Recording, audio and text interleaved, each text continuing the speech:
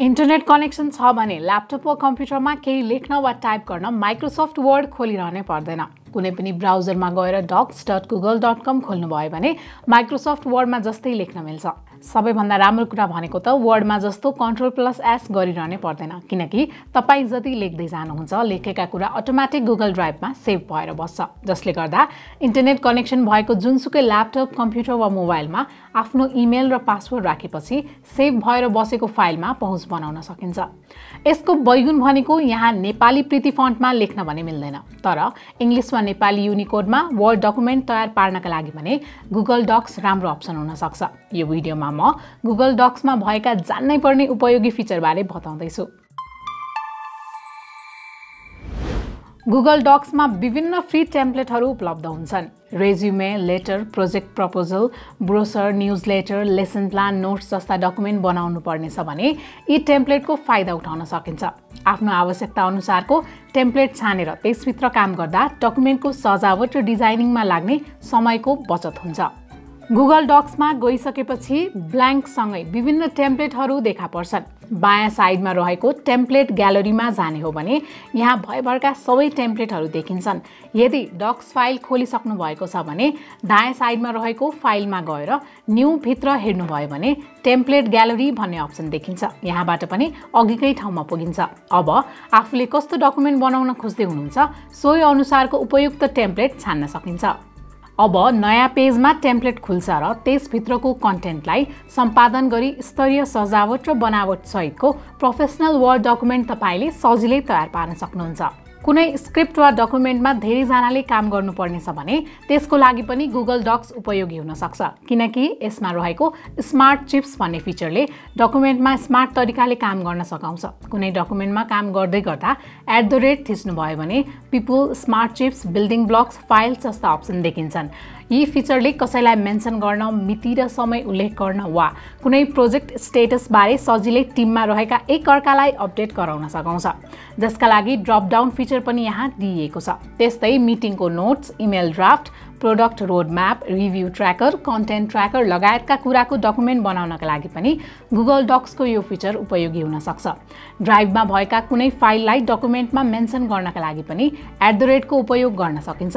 अनलाइनबाटै टिममा रहेर प्रभावकारी काम गर्न यो फिचरले राम्रो सहयोग गर्न सक्छ। गुगल डक्समा लेखिएको डकुमेन्ट विभिन्न भर्सनमा सेभ भएर बस्छ, जसले गर्दा पहिला लेखेका कुरालाई पछि सजिलै रिस्टोर गर्न सकिन्छ। त्यसको लागि सबैभन्दा पहिले गुगल डक्सको फाइलमा जानुहोस्।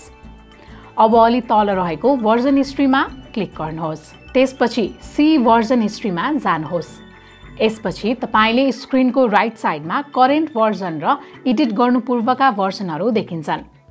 अब चाहिएको भर्जन तपाईले यसरी 3 डटमा ट्याप गरेर रिस्टोर गर्न, यसलाई छुट्टै नाम दिन वा डकुमेन्टको कपी बनाउन पनि सक्नुहुन्छ।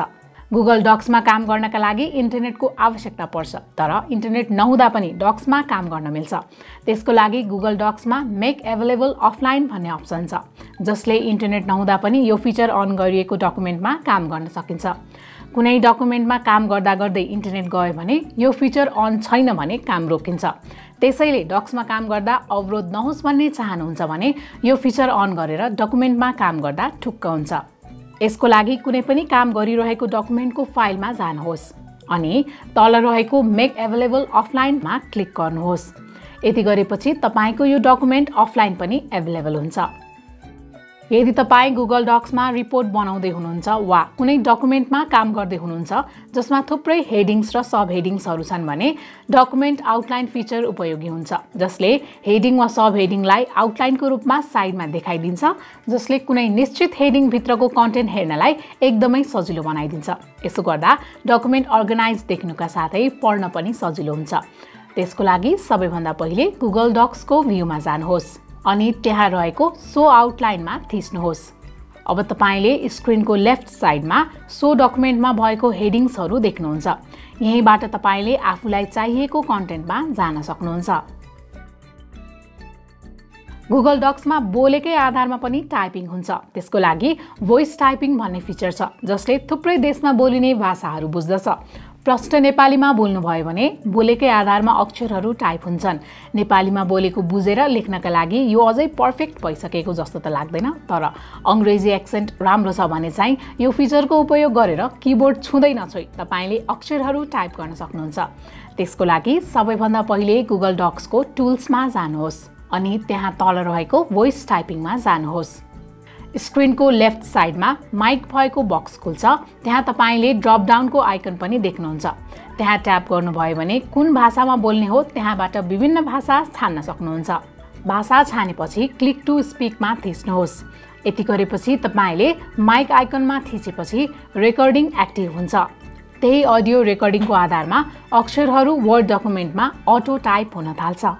यसमा सिंगल फोटोन एभेलेबेन्स डायोड सेन्सर समावेश गरिएको छ, जसले पूर्ण अँध्यारोको समयमा पनि रंगीन भिडियो खिच्ने बताइएको छ। The images show craters on lunar surface getting larger and larger as the spacecraft draws closer. Chandrayaan-3's lander and rover are due to reach the surface on 23rd August. If successful, India will be the first country to perform a controlled soft landing near the South Pole. Google डक्समा explore button भन्ने feature छ। डक्समा काम गर्नेका लागि यो पनि एकदमै काम लाग्ने फिचर हो। डक्समा कुनै रिपोर्ट लेख्दै हुनुहुन्छ भने त्यससँग सम्बन्धित केही कुरा खोज्नु पर्यो भने नयाँ ट्याब खोलेर गुगलमा सर्च गरिरहनै पर्दैन। एक्सप्लोर बटन अन गरेपछि दायाँ साइडमा सर्च गर्ने ठाउँ देखिन्छ। अब यहाँ आफूलाई चाहिएको कुरा सिधै सर्च गर्न सकिन्छ। सर्च गरे अनुसारको रिजल्ट वेब, इमेजेस र ड्राइभ भनेर 3 सेक्सनमा देखिन्छन्। वेबमा गुगलमा सर्च गर्दा जस्तै विभिन्न जानकारी सहितका लिङ्कहरू फेला पर्छन् भने इमेजेसमा फोटोहरू देखिन्छन् अनि गुगल ड्राइभमा राखेका डकुमेन्ट हेर्नु पर्यो भने चाहिँ ड्राइभ सेक्सनमा जान सकिन्छ। गुगल डक्समा कुनै पनि फाइल खोलिसकेपछि माथि टुल्स भन्ने अप्सन देखिन्छ। त्यसमा क्लिक गरेपछि बिचतिर एक्सप्लोर भन्ने फिचर छ। त्यहाँ थिच्ने बित्तिकै दायाँ साइडमा एक्सप्लोर भनेर सर्च गर्ने अप्सन देखा पर्छ। यहाँ सर्च गरिएका कुरालाई आफ्नो डकुमेन्टमा साइटेसन गरेर सजिलै राख्न सकिन्छ, किनकि गुगल डक्सभित्र साइटेसन्स भन्ने फिचर छ जुन विशेष गरी थेसिस गर्ने वा साइटेसन सहितको डकुमेन्ट तयार पार्नेहरूका लागि निकै सहयोगी हुन सक्छ। यो फिचर अन गर्ने बित्तिकै दायाँ साइडमा साइटेसन्स भनेर देखिन्छ। यहाँ एमएलए वा एपीए कुन अनुसार साइटेसन गर्ने त्यो छान्न मिल्छ। अब एक्सप्लोरमा फेला परेका उपयुक्त जानकारीलाई डकुमेन्टमा साइटेसन्स गरेर राख्नु पर्यो भने दायाँ साइडमा कोट सिम्बल छ। त्यहाँ थिच्ने हो भने उक्त जानकारी फुटनोटको रूपमा साइटेड भएर डकुमेन्टमा बस्छ। कुनै जर्नल वा बुकहरूको साइटेसन नियमबद्ध तरिकाले गर्नका लागि पनि यो फिचर निकै सहयोगी बन्न सक्छ।